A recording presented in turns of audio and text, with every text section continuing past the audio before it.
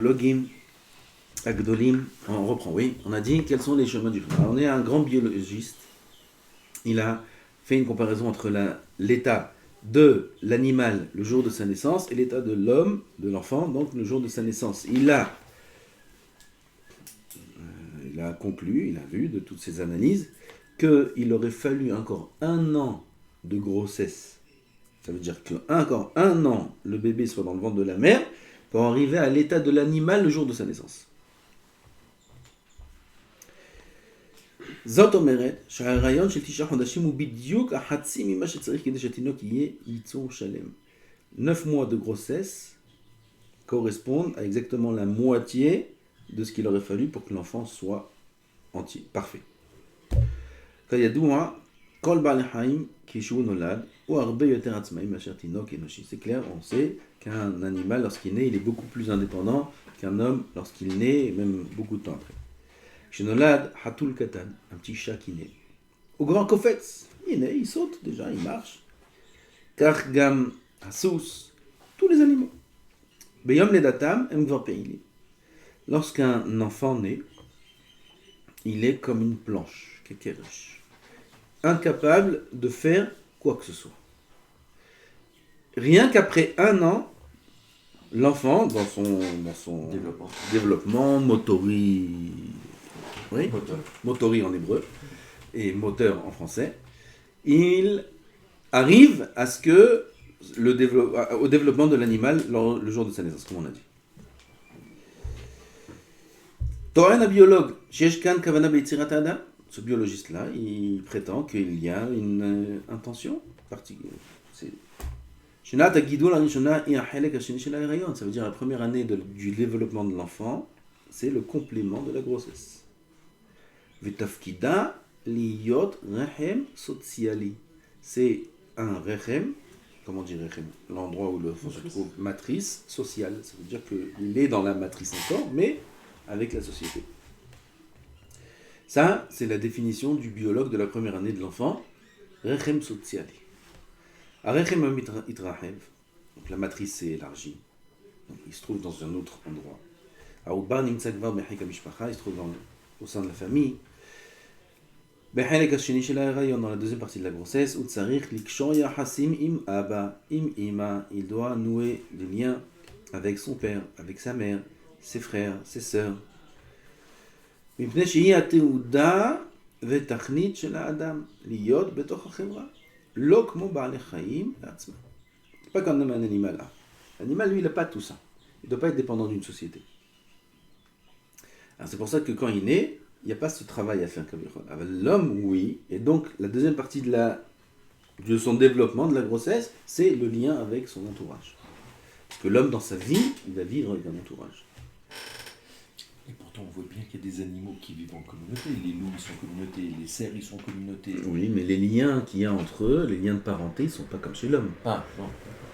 Les liens entre le père et la mère, le respect, l'amour, etc., etc. À un certain moment, l'animal, il est plus avec son père au bout de quelques semaines, quelques mois peut-être. המסקנה העולה מכך היא שהתינוק צריך להימצא בתוך העריסה של הבית. בלשון אחרת, חום, de la chaleur. Ça, c'est le mot-clé, c'est là où il va en venir le Rav. Il doit recevoir de la chaleur. L'enfant doit recevoir de la chaleur. C'est pour ça que Kadosh Baruch Hu, il a fait, ça je rajoute, que l'enfant est mignon, le bébé est mignon, tout le monde l'aime. Tout le monde l'embrasse, tout le monde le caresse, tout le monde veut le prendre dans les bras, tout le monde... Parce que c'est bidou ce qu'il a besoin pour vivre. Après, dans sa vie, il a besoin de force. Cette force-là, il la reçoit quand il est... Alors si en plus le bébé, quand il naissait, il était comme un animal qui naît, alors là, ça aurait été répugnant et il n'aurait pas pu vivre, non, le long de sa vie.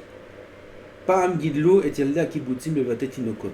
Sham tiplu bahem. Il y avait, comme ça, c'était terrible, ça. Dans les kibbutzim, c'était comme ça à l'époque, il y avait les maisons des bébés. C'est-à-dire, une famille dans le kibbutz, le kibbutz, chacun qui est membre du kibbutz, il doit être corps et âme pour la communauté du kibbutz et le travail dans le kibbutz. Ce qu'il y a, c'est la terre, la culture, et c'est tout. La culture. Les tomates et les concombres, c'est tout ce qu'il y a dans le kibbutz. À tel point, l'agriculture, à tel point que il y avait une maison qui s'appelle Batet Tinokot. Dès qu'un enfant y naissait, il n'avait pas le droit d'être dans la maison des parents. Il était, mais Batet Tinokot, 24 heures sur 24. Pas la journée et le soir. Il grandissait là-bas. Ce kibbutz, c'est un système terrible. Je sais pas comment. Comment ils ont je sais pas. Aïmaot baou b'meshech hayom begin hatza'ir lahanik otam. Les mères venaient pour allaiter leurs enfants tout au long de la journée. Achar kach tiplou bahem v'hem yeshnu bevet hatinokot. Les mères dormaient là-bas. B'meshech hazman hakibutzim shinu et hashita v'kayom hatinokot nimtzaim etzel horim. Aujourd'hui, ça n'existe plus ça. Même dans les kibbutzim, les enfants sont chez les parents.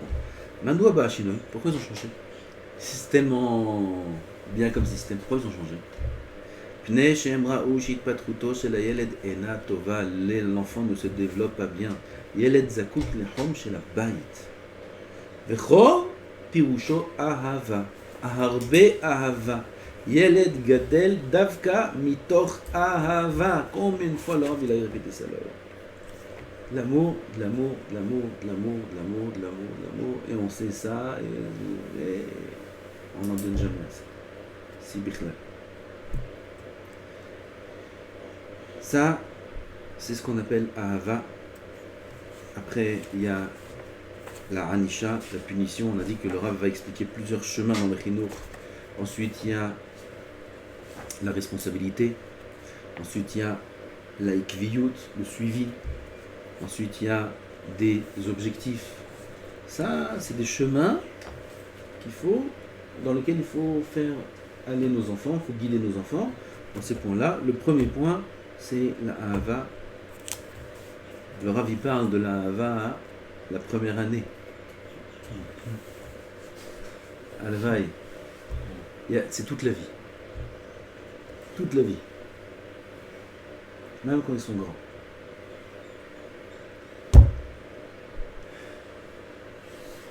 Nous, il faut savoir, on étudie la Torah. On est des Avrechim. On étudie toute la journée. Le Yetzer Hara, il se sert très très bien de ça. Parce que nous, on a la tête Torah, Torah, Torah, Torah, Torah, Torah, Torah. Il n'y a que Torah. Et c'est faux. C'est faux. Il y a Torah, Torah, Torah, Torah, Torah.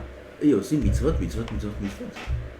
Il y a aussi la volonté d'Hachem. Il n'y a pas que Torah.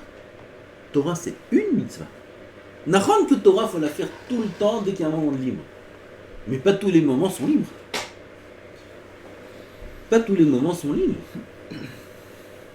Il y a des moments où on doit faire la volonté d'Hachem, qui est celle de s'occuper de sa famille, de s'occuper de sa femme, de s'occuper de ses enfants, d'investir dans le chinour, de prendre un temps mort, où ce temps-là, c'est le temps où un homme il est complètement libre pour raconter une histoire à ses enfants quand ils vont dormir, pour être avec eux, pour ci, pour ça, pour faire ce qu'il a besoin.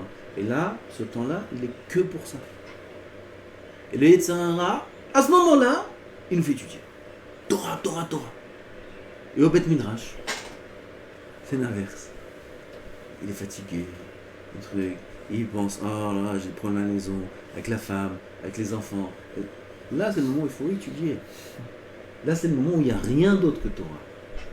Et le Tzahara, il sait comment nous prendre tout ce qu'il faut prendre au bon moment.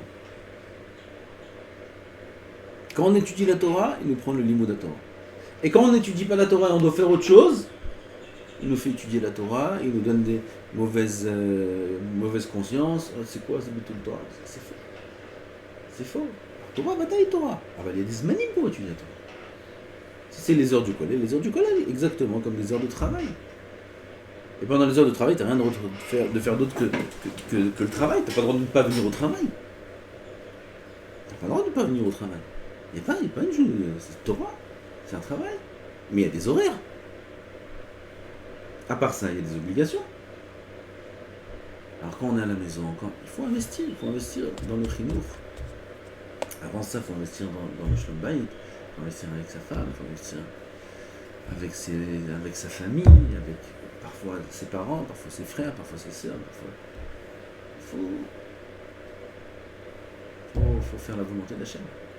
La volonté d'Hachem aussi, c'est que les rapports entre les hommes soient sains, soient bons. En faisant ça, il est mechabed la Torah. En faisant ça, il fait grandir la Torah. En faisant ça, il donne à la Torah une valeur importante. Il montre que la Torah est agréable. Et les gens ils disent Ashrav, Hachem j'ai la Torah, Hachem.